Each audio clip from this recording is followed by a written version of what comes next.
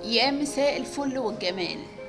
اهلا وسهلا بيكو، معاكو نهلة فؤاد، وانت بتتفرج على برنامج خلاصة في 5. البرنامج اللي بنلخص فيه اهم واقوى الافكار في 5 دقايق وبس.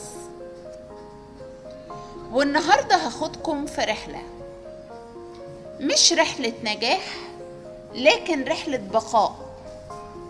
رحلة الناس اتهزموا بس ما استسلموش، اتكسروا بس ما وقعوش.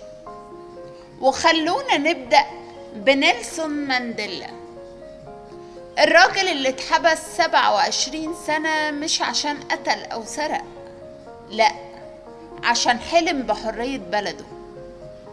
27 سنة ورا القضبان، كل يوم بيعدي بيقطع جزء من روحه، بس برغم ده عمره ما فقد إيمانه بأن الشمس هتطلع من جديد.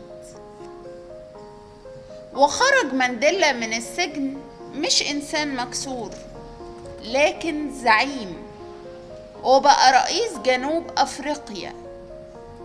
والأهم من ده إنه ما انتقمش من اللي ظلموه، لا، غفر وسامح وبدأ صفحة جديدة.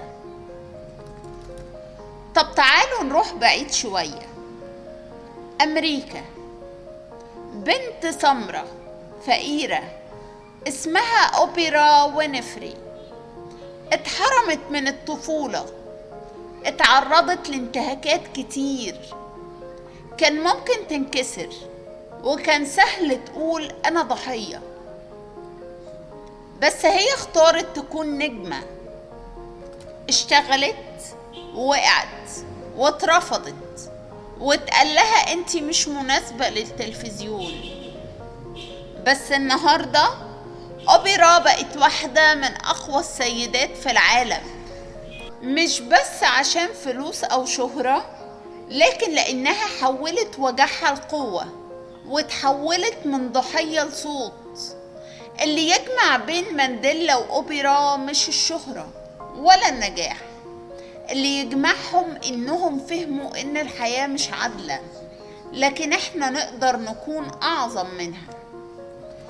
نصيحتي ليك في الحلقة دي، ما تستناش الظروف تكون مثالية، ابني حلمك وسط الفوضى، وابدأ حتى وانت موجوع، لأن اللي اتعلمناه النهاردة إن الألم مش نهاية، هو مجرد بداية لقصة تستاهل تتحكي. وفي النهاية لو عجبتك الحلقة ما تنساش تعمل لي لايك وسبسكرايب، واستناني في الفيديو الجاي مع مواضيع وأفكار جديدة مفيدة في 5 دقايق وبس. وافتكر دايما شعارنا أفكار مركزة في وقت محدود، وأشوفكم الحلقة الجاية.